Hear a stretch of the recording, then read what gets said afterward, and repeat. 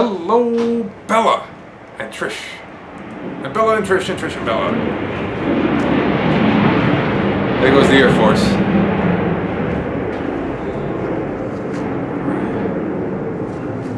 Yeah, the guy was just asking for good.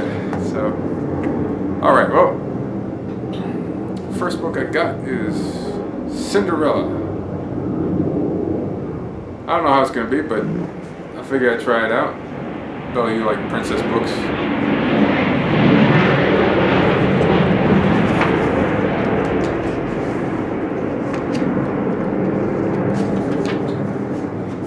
Once upon a time, in a faraway kingdom, there lived a widowed gentleman and his lovely daughter, Ella. Ella was a beautiful girl. She had golden hair and her eyes were as blue as forget-me-nots.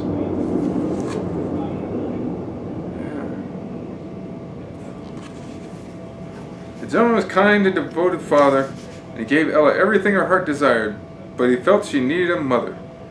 So he married again, choosing for his wife a woman who had 2 daughters. Their names were Anastasia and Drizella. The gentleman soon died, then the stepmother's true nature was revealed. She was only interested in her mean, selfish daughters. Good thing you got a good stepmom. She's not like that, huh? The stepmother gave Ella a little room in the attic, old rags to wear, and all the housework to do. Soon everyone called her Cinderella because when she cleaned the fireplaces, she was covered with cinders. See, that's her sweeping. But Cinderella had many friends. The old horse and Bruno the dog loved her. The mice loved her too. She protected them from her stepmother's nasty cat, Lucifer. Sorry, I just realized what the cat was named. 2 of her favorite mice were Gus and Jacques. Cinderella was kind to everyone, even to Lucifer, but Lucifer took advantage of her kindness. Let's see. Oh, there's Lucifer.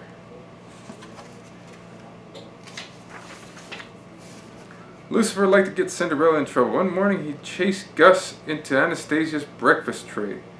She screamed and blamed Cinderella. "Come here," the stepmother said to Cinderella. "The windows, wash them, then scrub the terrace, sweep the halls, and of course, there's the laundry." See, there's Gus. He got into her food there, huh? In another part of the kingdom, the king was worried about his son. "It's high time he married and settled down," he told the Grand Duke. "But sire," said the Grand Duke, "we must be patient." "No buts about it," shouted the king. "We'll have a ball tonight. It will be very romantic. Send out the invitations." See, there's the king and then the duke. Someday I'll tell you about another duke. His name's John Wayne. He's the duke. When the invitation arrived, Cinderella's stepmother announced, "There's a ball! In honor of the prince, every eligible maiden is to attend." "That means I can go too," Cinderella said. "Well, I see no reason why you can't," the stepmother said with a sly smile, "if you get your work done, and if you can find something suitable to wear." Cinderella had hoped to fix her old party dress, but Anastasia and Drizella wanted her to help them instead. The stepmother kept her busy too. Cinderella worked hard all day long. When she finally returned to her little attic room, it was almost time to leave for the ball, and her dress wasn't ready. But the loyal mice had managed to find ribbons, sashes, ruffles, and bows. The mice had sewn them to her party dress, and it looked beautiful. The stepsisters shrieked when they saw Cinderella. "They're my ribbons. That's my sash. They tore her dress to shreds." "Come along now, girls," said the stepmother, and they left Cinderella behind. See, that's some tearing apart her dress. Cinderella ran into the garden. She wept and wept. Suddenly a hush fell over the garden, and a cloud of lights began to twinkle and glow around Cinderella's head. "Come now, dry those tears," said a gentle voice. Then a small woman appeared in the cloud. "You can't go to the ball looking like that. What in the world did I do with that magic wand?" There's a fairy godmother. And here's that horse that she likes.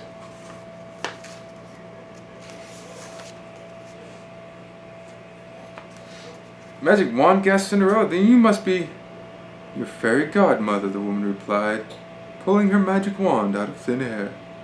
The first thing you need is a pumpkin. A cloud of sparkles floated across the garden. A pumpkin rose up and swelled into an elegant coach. The mice turned into horses, and the old horse became a coachman, and Bruno became a footman.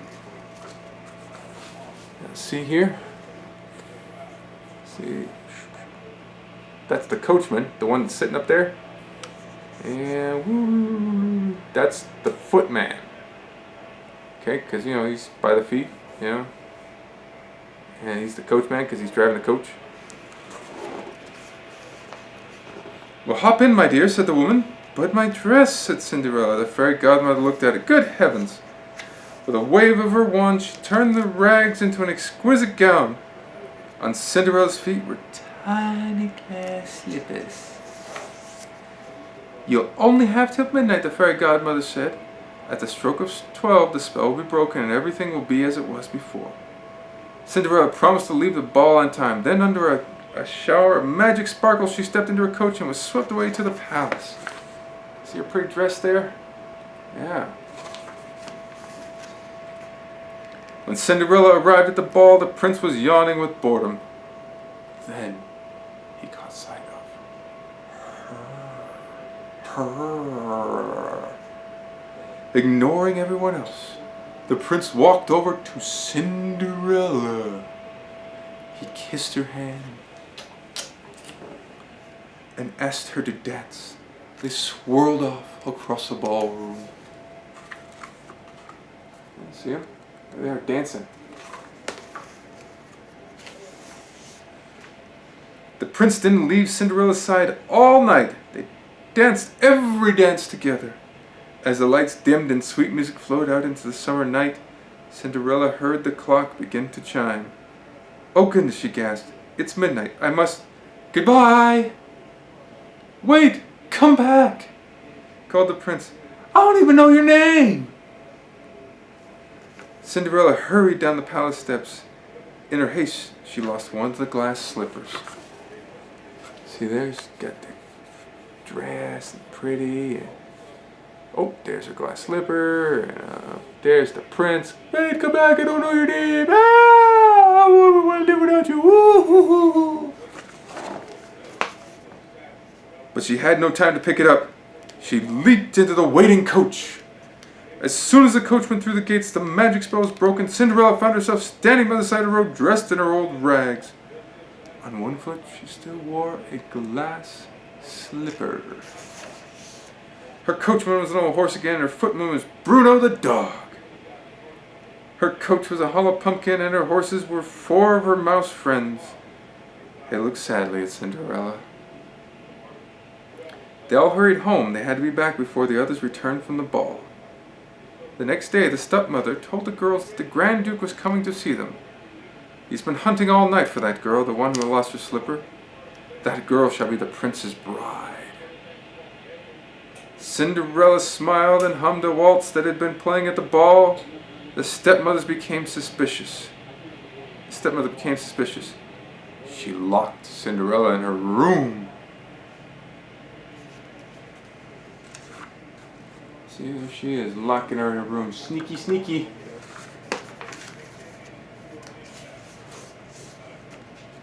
Gus and Jacques had a plan to help Cinderella.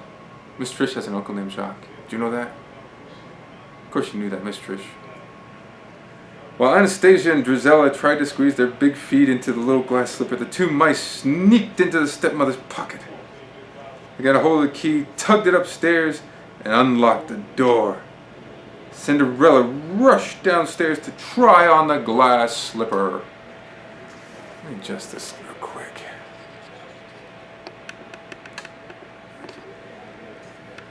I feel like I'm off center a little bit. Now that made it worse. There we are. May I try it on? Cinderella asked. You know, she's asking the Duke this. The wicked stepmother fumed. She tripped the footman who was holding the glass slipper. It fell to the floor and broke into 1,000 pieces. Bum bum bum. But you see, Cinderella said, reaching in her pocket, I have the other slipper.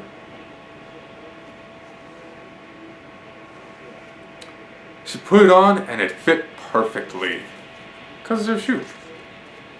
See? She's got the other one. There's the mice with the key. Funny fat little mouse. Cinderella, Cinderella, night and day it's Cinderella. From that moment on, everything was a dream come true. Cinderella went off to the palace with the happy Grand Duke. The prince was overjoyed to see her, and so was the king. Cinderella and the prince were soon married. In her happiness, Cinderella didn't forget about her animal friends. They all moved into the castle with her. They got married. Bum bum bum bum bum bum. Wait. Anyways. See them? Pretty marriage clothes. King, duke, horse, dog, mice. Yay! Everyone in the kingdom was delighted with the prince's new bride. I bet he was too. And Cinderella and the prince lived happily ever after.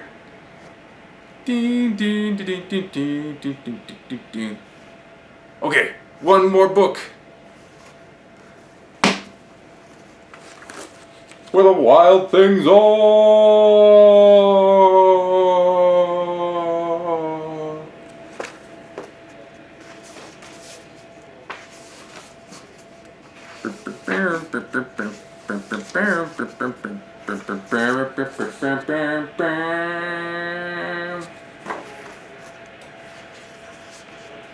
The night Max wore his wolf suit and made mischief of one kind.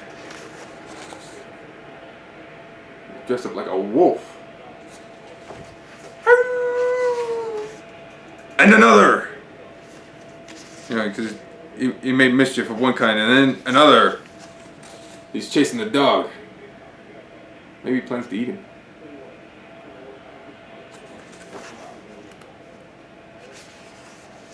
His mother called him Wild Thing! Dun dun dun dun dun! You make everything! Anyways, and Max said, I'll eat you up! Roar! So he was sent to his bed without eating anything.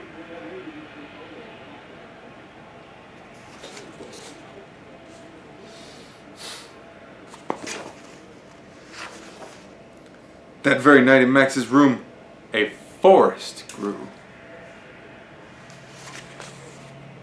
See the trees? And grew!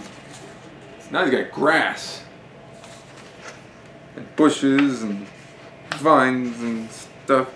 And grew until his ceiling hung with vines and the walls became the world all around.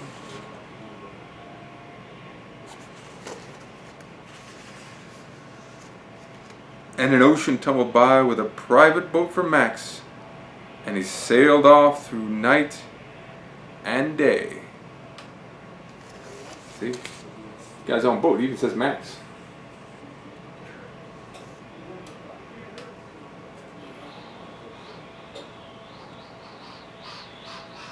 There's a storm. No, I'm kidding. Ha! And in and out of weeks, and almost over a year, to where the wild things are. Let's give me a second. Oh, that looks pretty cool. Anyways, see the dragon? It's a wild thing. Wild thing! And when he came to the place where the wild things are, they roared their terrible roars and gnashed their terrible teeth and rolled their terrible eyes and showed their terrible claws. So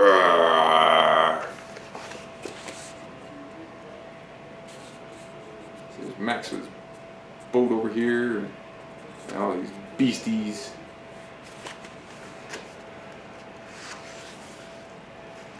Till Max said, "Be still," and tamed them with the magic trick.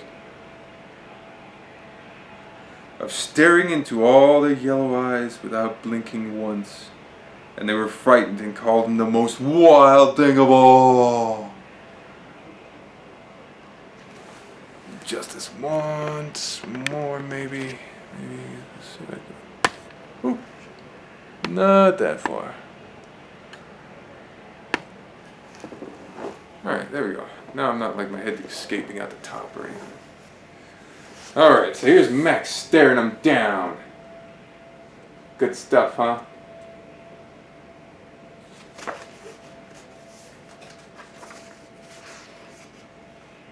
And made him king of all wild things. So they called him the most wild thing of all and made him the king of all wild things. And now, cried Max, let the wild rumpus start. You see that one beast, he's bowing down to him. You see he's got the crown on his head, and he's got that scepter in his hand. I've got crowns. Well, I've got one. Miss Trish got one too.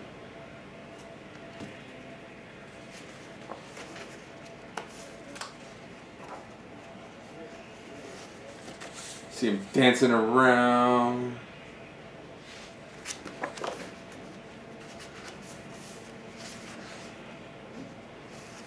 Now they're hanging out, literally hanging out, huh? Hanging out. That cracked me up.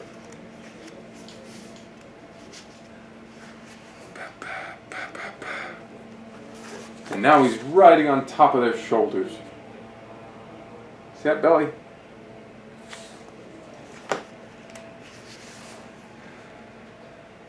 Now stop, Max said, and sent the wild things off to bed without their supper. And Max, the king of all wild things, was lonely and wanted to be where someone loved him best of all. Wonder where that could be. Then all around from far away across the world, he smelled good things to eat.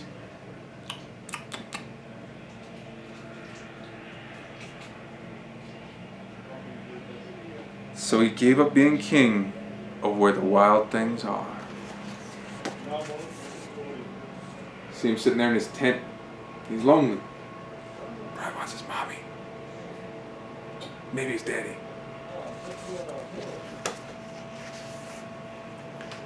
But the wild things cried, "Oh, please don't go.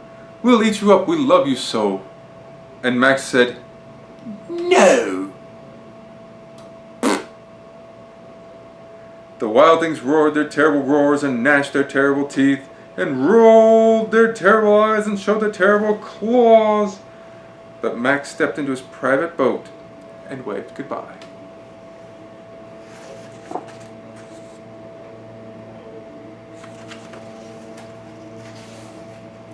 And sailed back over a year and in and out of weeks and through a day. See, he's got to stiff up a lip. Let me try again.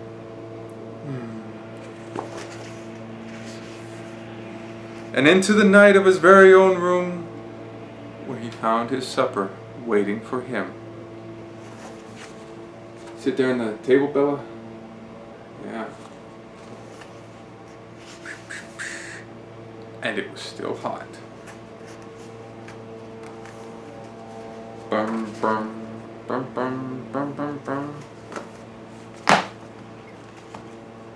All right. Well, gotta get a little bit of space in this this card, so I figure add something a little extra this time. I'm gonna sing a song for you. Came a tribe from the north, brave and bold, bearing banners of silver and gold, tried and true to subdue all their foes. Come on, Vandals, oh let's go Vandals, come on, let's go Vandals, go! Fight on with hearts brave and bold, till all bow down before your silver and your gold. You, the victory cannot be withheld from thee, so all bow down for your silver and your gold. You, Okay, scratch the song. I can't remember how it finishes. I know it goes at the end. It goes I-D-A-H-O. Idaho, Idaho, go, go, go. But I'm a little fuzzy in that last little bit before that. So,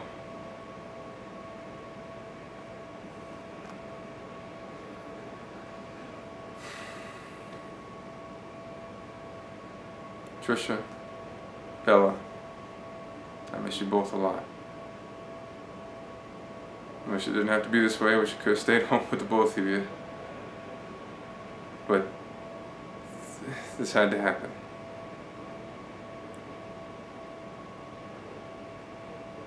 I love you, ladies.